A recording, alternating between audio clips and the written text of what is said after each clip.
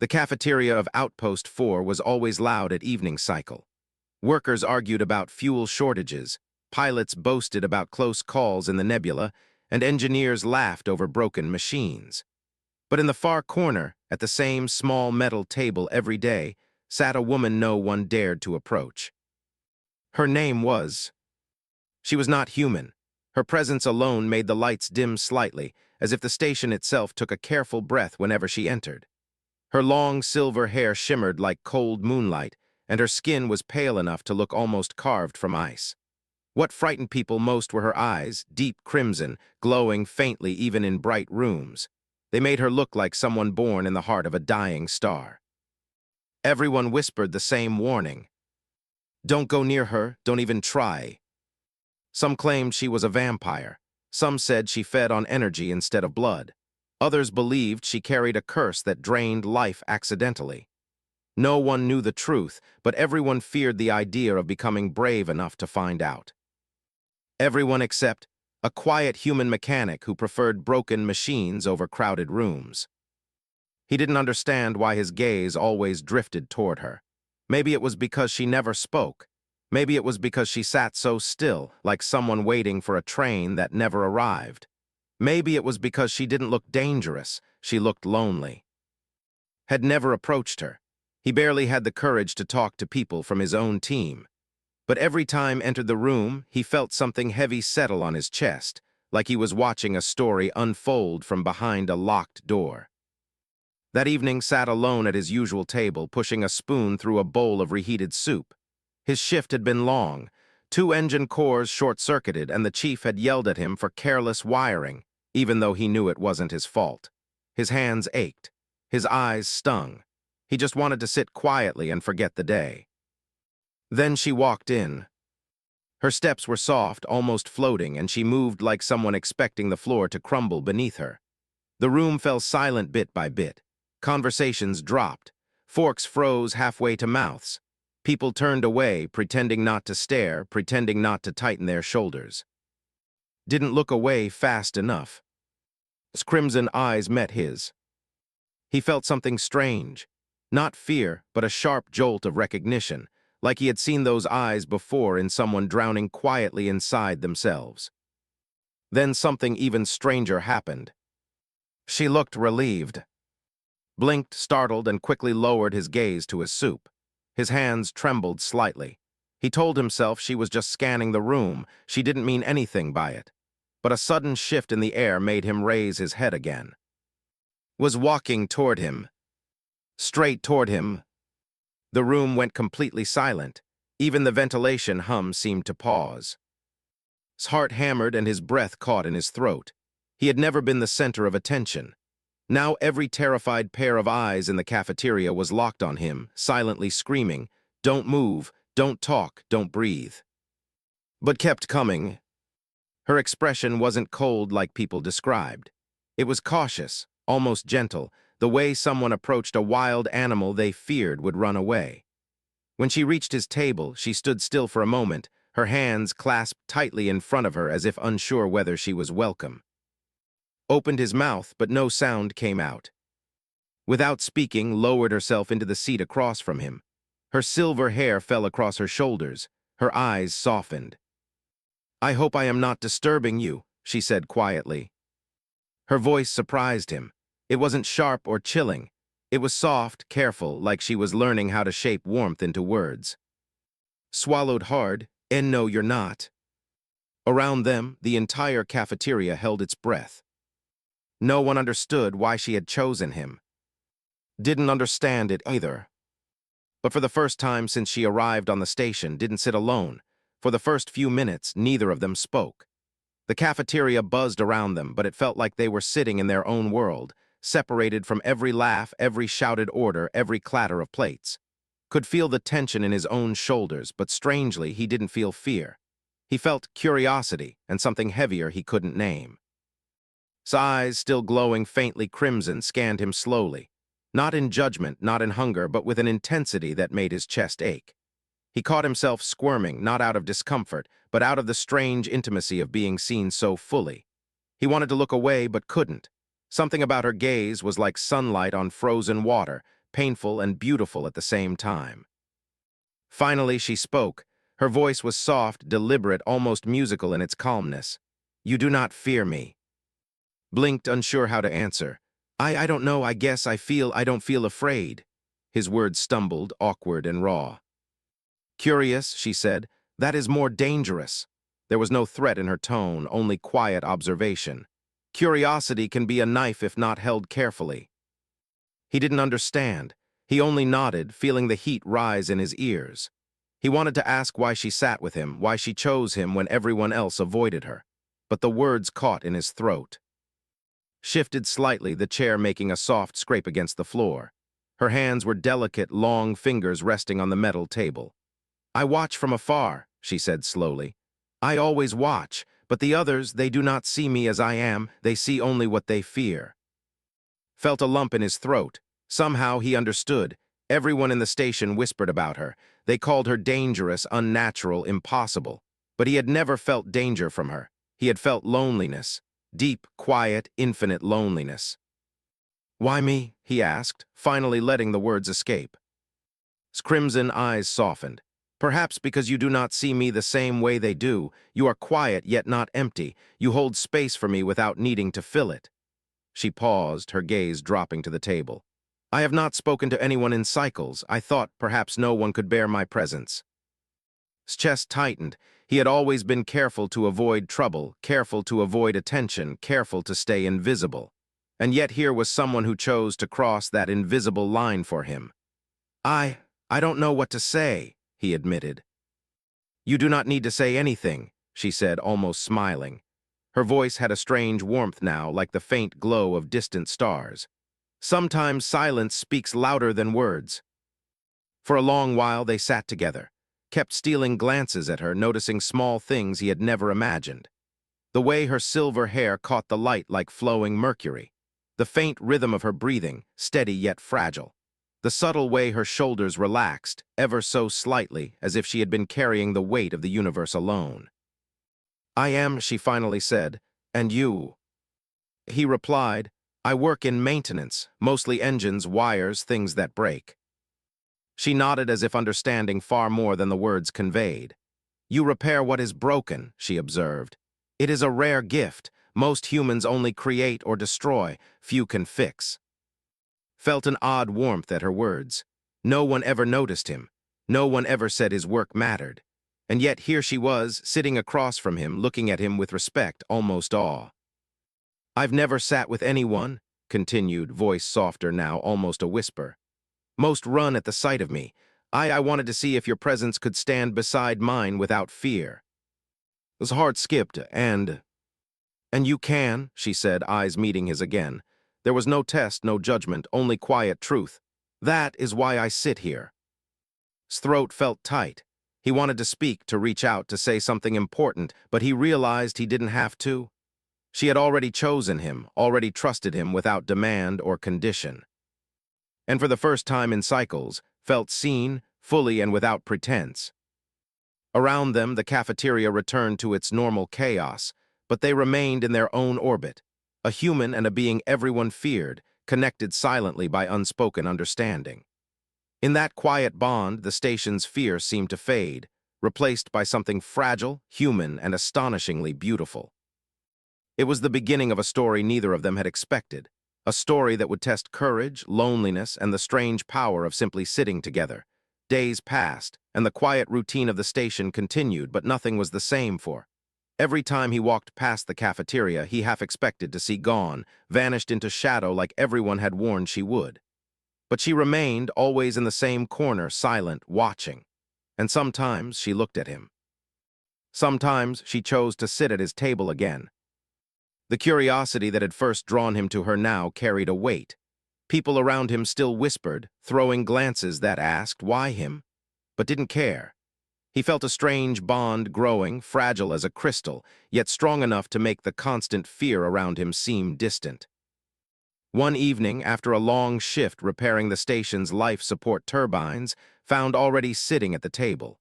Her eyes glowed faintly crimson in the dim light, but they were softer than before. She gestured for him to sit. "I watched you today," she said softly, almost too quiet to hear over the hum of machinery outside. You repaired the turbines under pressure. You did not complain. You did not panic. Humans are strange creatures. Smiled nervously. I try to do what needs to be done. Her gaze shifted, studying him closely. I do not need explanations. I see truth in action in the way energy flows through a being, in the way a heartbeat responds under stress. I have watched many humans, but you are different. He blinked. Different how? Her crimson eyes darkened with something heavier, almost sorrowful. Most humans fear what they do not understand. Most run from me, from what I am. You do not run, and yet there is caution in your steps, respect in your glance. That is rare. Swallowed, is that good? For survival, yes, she said softly. For connection, even better. There was a pause, wanted to ask what she meant, but he didn't. Something told him the question was dangerous, as if asking too much would shatter the fragile trust they had built. Then she spoke in a lower voice, almost a whisper. I will tell you something few have ever known. I am dangerous. Felt the words like ice against his skin. Dangerous? He asked. Yes, she said. Not by choice, but by nature. My kind, we feed on energy. Sometimes, if we lose control, we drain everything around us, machines, life, even the air itself. That is why they warn everyone to avoid me. That is why they whisper behind my back. His heart thudded, the warnings, the fear he had ignored, it all made sense now. And you control it, he asked carefully. She looked down at the table, tracing invisible patterns with her fingers. I try. I have learned to restrain myself. But sometimes when emotion overwhelms me, the hunger, whatever you call it, threatens to break free. I have seen what happens when I cannot stop. I have lost myself before. His chest tightened. He wanted to reach across the table to reassure her, but fear held him back. Not fear of her, but fear for her. I don't want you to be alone, he whispered. His eyes lifted, meeting his. For the first time, he saw vulnerability hidden behind the glowing crimson. I am alone because no one can truly understand what it is to live with this, she said. Her voice cracked slightly, but she steadied herself. And yet, I came to this station far from the galaxy, hopping to vanish. But when I saw you, something shifted. Your presence, it does not frighten me. I have never felt that before. His breath caught, his hands trembled slightly as he met her gaze. I feel the same. You're not what they say you are. You're human in a way. His lips curved into a faint, almost imperceptible smile. Perhaps, she whispered, perhaps there is hope for me yet, and perhaps for us both. For the first time, silence between them was not heavy or awkward. It was warm, shared, full of unspoken understanding. Around them, the station carried on, but it existed in their own space, two beings bound by curiosity, fear, and the faint, dangerous spark of trust. And deep inside him realized something new. She had chosen to sit with him, against every warning, against every fear. And that choice was more powerful than any rule anyone could have given. The following days brought an uneasy calm to Outpost 4. Repairs continued, engines hummed, and the crew tried to ignore the uneasy feeling that clung to the station like a shadow, but noticed a change in the air. He couldn't explain it, not logically. It was subtle, a vibration under the skin, a tension in the corridor lights. Noticed it too. She didn't speak about it at first, only watching the perimeter screens with a sharp focus that made nervous. For someone who had always seemed so calm, there was a flicker of something dangerous in her crimson eyes. It's coming, she said quietly one evening, standing near the viewport. The stars outside twinkled like distant embers, and thought she looked fragile against the vast emptiness. Something that hunts this station has found its way here. His heart tightened. What is it? She shook her head slowly. I do not know, but I feel it, like a cold hunger moving closer with every second. We will not have warning when it arrives. The crew began to panic the moment the alarms blared. Red lights flashed as the station's communication system warned of incoming hostiles. Scanners detected ships, small, fast, and armed. Raiders. Humans and aliens alike had whispered about these scavengers who tore apart unprotected stations, leaving nothing but silence behind. Grabbed's arm. We have to hide, he shouted, tugging her toward a safe room. She stopped him with a gentle hand, her fingers surprisingly strong. No, she said. Her voice was calm, firm. I will not hide, you cannot be near me when I fight. His chest tightened with panic. I'm not leaving you. You do not understand, she said, eyes darkening with something he couldn't name.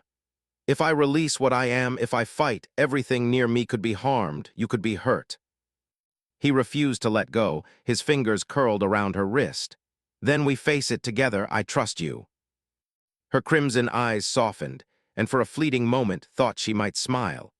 But the glow in her eyes flared suddenly, warning him that the storm was near. The raiders broke through the outer perimeter seconds later. Explosions rattled the hull, sparks flew, panels shattered, people screamed. The entire station was thrown into chaos. Stepped forward, her silver hair lifted slightly as if caught in a wind only she could feel. Her presence radiated power. Machines nearby trembled under her unseen energy, lights flickered violently, and the air around her crackled. Wanted to run to her side, but her warning rang in his ears. You cannot be near me. Then, without a sound, she unleashed a surge of energy. It was like fire and shadow, raw and alive. The raiders tried to fire their weapons, but every shot fizzled midair, absorbed or deflected by the invisible force around her. Their suits sparked and faltered. Some fell to the floor, stunned, drained of energy. His breath caught. He had never seen anything like it. She wasn't just powerful, she was terrifying. Every movement she made felt effortless, fluid, deadly. But there was something in her restraint, too. She could have destroyed everything instantly, but she didn't. Her voice echoed, low and commanding. Leave this station. I will not allow harm here. The raiders scrambled, stunned and terrified. For a moment, silence fell again, broken only by the hum of discharged weapons and the faint crackle of energy around her. His hands shook, and he realized he had been holding his breath. He wanted to run to her, to hold her, to tell her she didn't have to do this alone. But she had made the choice, for all of them. When the energy faded, the raiders were incapacitated but alive. The station had survived. The crew stared at her in awe, fear, and disbelief. Finally exhaled, every muscle in his body trembling. Looked exhausted. Her crimson eyes dimmed slightly, and she sank onto the nearest chair. The storm within her had passed, but he could see the cost. She had risked everything to save people who barely understood her. Rushed forward, kneeling beside her. Are you okay? He whispered. She met his gaze, faintly smiling, weary and vulnerable. I am as I always am, she said softly. But I needed to know you could endure this with me. Nodded, not understanding all of it, but feeling a deep bond stronger than fear, chaos, or distance. She had chosen to fight for them, and he had chosen to stay by her side. For the first time, he realized that bravery wasn't about weapons or armor. It was about trust, presence, and holding on to someone when the universe itself wanted to tear them apart. The station settled into an uneasy quiet after the attack. Emergency crews rushed to repair broken panels, reroute power, and calm frightened civilians. But for And, the world felt suspended in a different way. Outside, the stars moved slowly, indifferent to the chaos that had passed. Inside, the air still carried the faint crackle of energy she had released.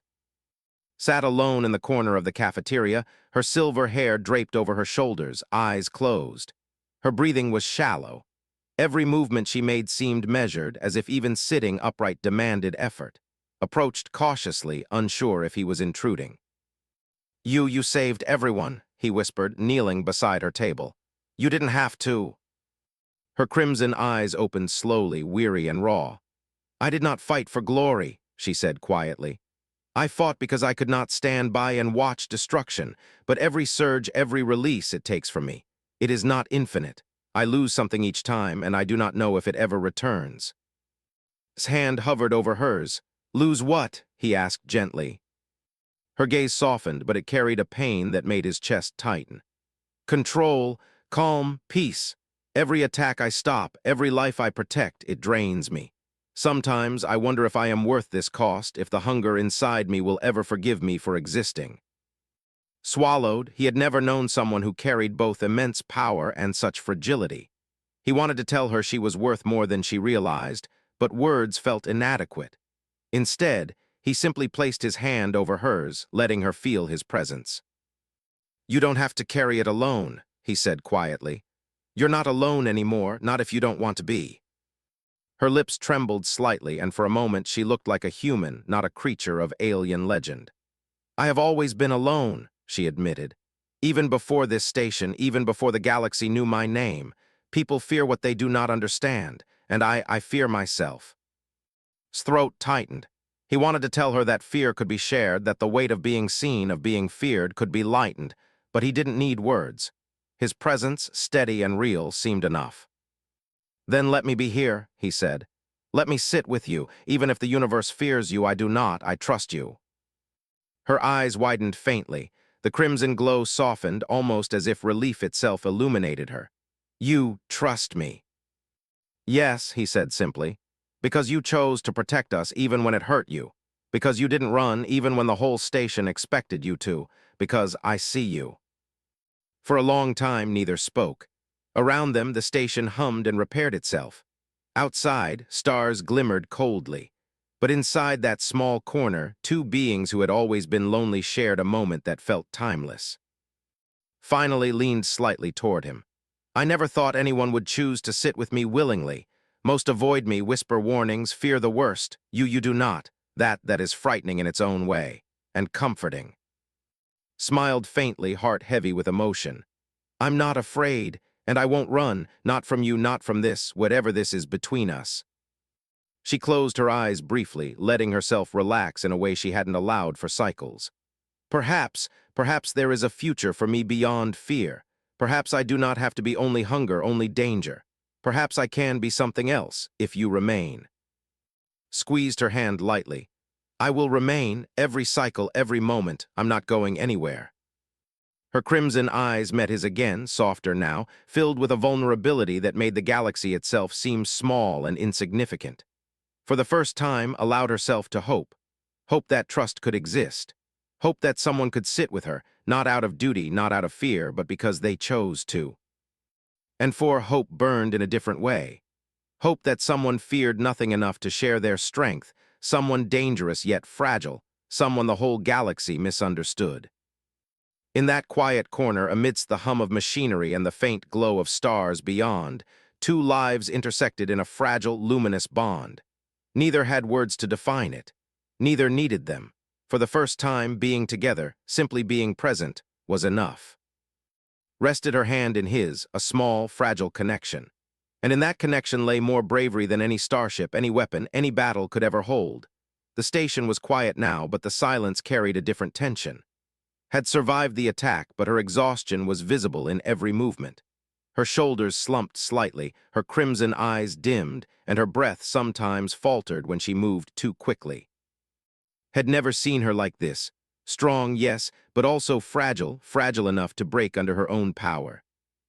He found her sitting alone in the observation deck, staring at the stars outside the viewport. The nebulae glowed in deep purples and golds, painting the darkness with colors that made the station seem small, insignificant, and fleeting. I shouldn't be here, she whispered, more to herself than to him. Stepped closer, careful not to startle her. Why, this place is safer than the corridors right now. She shook her head slowly, the motion graceful yet heavy. Safer for them, perhaps, not for me. I cannot control what I am entirely. Every surge of power drains me, and every surge carries risk. One wrong step, one lapse, and I could hurt someone. You should not be here with me. Knelt beside her, meeting her eyes. Then I'll stay because I choose to, he said simply. You protected everyone, you risked yourself, and I want to be here. I want to sit with you even if it's dangerous, even if it frightens the whole station. For a moment she stared at him in disbelief. You trust me. Yes, he said, I trust you, and I'm not afraid. Her hand lifted slowly, almost trembling, and she let it rest on his. The warmth of human touch seemed to anchor her in a way she hadn't felt in cycles. I have always been alone, she admitted. I have never had anyone choose to sit with me willingly. Always fear, always warnings, always distance. And yet here you are. I do not know what to do with that. Smiled softly. Then just sit, that's enough. No words, no expectations, just sit with me. Closed her eyes briefly, leaning slightly toward him. The tension in her shoulders softened, though faint sparks of energy still flickered in the air around her. "I am afraid," she whispered. "Afraid of losing control, of hurting, of failing, and yet I feel stronger when you are near." "Then let me stay," said, holding her gaze. "I will stay until you feel safe again, and if you falter, I will not run, I will help you carry it." Her crimson eyes glimmered, almost overwhelmed by emotion. For the first time, she allowed herself to lean on someone. You are brave," she said softly. "Not the kind of bravery shown with weapons or shields, but the kind of bravery that exists in trust, in choosing not to run. That is dangerous in its own way." Shook his head. "No, that's human, that's what we do. We stay for each other, even when it's hard." She studied him for a long moment, the faint glow in her eyes flickering like a dying star. "You have seen what I am capable of," she said. "And you do not turn away. You choose me even knowing the risk." "Yes," he said, "because you are not only danger, you're someone worth trusting, someone worth sitting with, someone I want to be near, not because I have to, but because I choose to." His hand gripped his lightly, her crimson eyes softened to a faint rose glow. "Then, perhaps I am not alone even when I feel I must be." For a long while they sat in silence, watching the stars drift past the viewport. Felt the hum of energy still lingering around her, but it no longer frightened him. Instead, it was a reminder of how fragile and powerful she was, how dangerous yet human, and how much trust could bridge the gap between fear and understanding. "You will stay?" she asked finally, voice barely above a whisper. "Always," he said. And in that quiet choice, in the simple act of sitting together, a bond was forged that neither fear, distance, nor darkness could break.